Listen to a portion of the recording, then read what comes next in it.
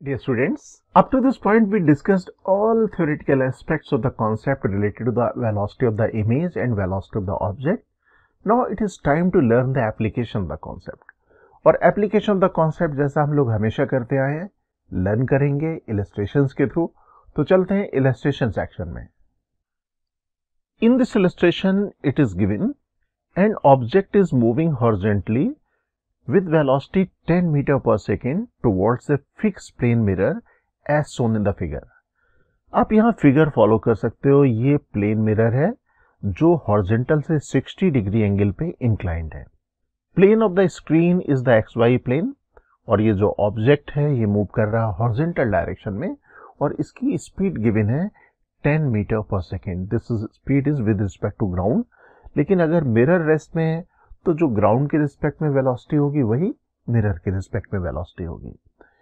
We need to find the image velocity. यहाँ पे हमें इमेज वेलोसिटी कैलकुलेट करना है. अब डायग्राम ड्रॉ कर लेते हैं. जैसा भी हम लोगों ने कहा कि अगर मिरर रेस्ट में है तो ग्राउंड के रिस्पेक्ट में जो ऑब्जेक्ट की वेलोसिटी होगी वही वेलोसिटी मिरर के रिस्पेक्ट में भी हो जाएगी. तो मैं डायग्राम ड्रॉ कर लेता हूँ नेक्स्ट पेज में. This situation. अब ये जो मिरर है, this mirror is inclined 60 degree with horizontal. 60 degree horizontal से अगर इंक्लाइंड है और ये हॉरिजॉन्टल डायरेक्शन में मूव कर रहा है ऑब्जेक्ट, तो this angle should be 60 degree. अब यहाँ पे एक प्रॉपर्टी हम लोग रिकॉल कर लेते हैं. प्रॉपर्टी क्या है? Image velocity and object velocity should make equal angle from the plane mirror on opposite side of the mirror and speed of the object and speed of the image with respect to the mirror should be same. तो यहाँ पे अगर मैं उतने ही angle पे लेकिन opposite side में ये डायरेक्शन ड्रॉ कर दूं तो this is the direction of the motion of the image और ये एंगल 60 डिग्री होना चाहिए. क्यों? जो प्रॉपर्टी हम लोगों ने डिस्कस की हुई है. तो ये हमारे पास डायरेक्शन आ जाएगी, direction of the motion of the image, और यहाँ पे एंगल 60 डिग्री फॉर्म होगा और speed of the image and speed of the object should be same.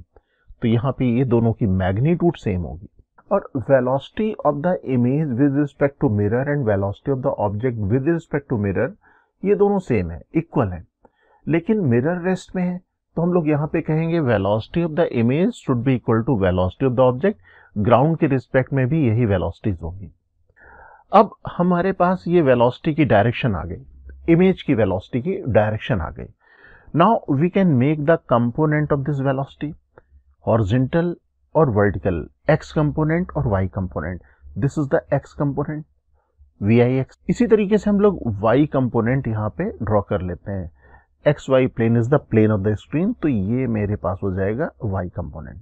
Okay. अब यहाँ पे एंगल की बात कर लें. This angle is 60 degree, this is 60 degree. अगर मैं ये डॉटेड लाइन को आगे बढ़ा दूं तो this angle should also be 60 degree. That means this angle should be 60 degree. तो यहाँ पे ये एंगल हमारे पास हो जाएगा 60 degree. Now we can write this component. This component should be equal to VI cos 60. Similarly, we can write this component Y component should be equal to VI sin 60. अब हमारे पास X component और Y component मालूम हो गए. अब हमें just लिखना है इसे. Now we can write the image velocity. Image velocity का वेक्टर हो जाएगा X component और Y component मालूम होने के बाद हम लोग डायरेक्शन देख सकते हैं. X component is in opposite direction, that is negative x direction में, तो यूनिट वेक्टर इसके साथ होगा माइनस आई कैप, और ये है पॉजिटिव y डायरेक्शन में तो इसका यूनिट वेक्टर होगा प्लस j कैप. तो अब मैं इसे वेक्टर फॉर्म में लिख लेता हूँ. So this is in unit vector form. यहाँ पे हम लोगों ने यूनिट वेक्टर फॉर्म में लिख दिया. अब यहाँ पे जस्ट वैल्यू रख दें cos 60 1/2 और ये हमारे पास है √3/2.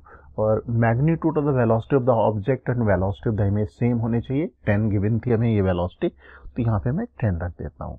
सॉल्व कर लेंगे तो फाइनली आ जाएगी velocity of the image equal to -5 i cap plus 5√3 j cap metre पर second. This is the velocity of the image with respect to ground as well as with respect to the mirror because mirror is at rest.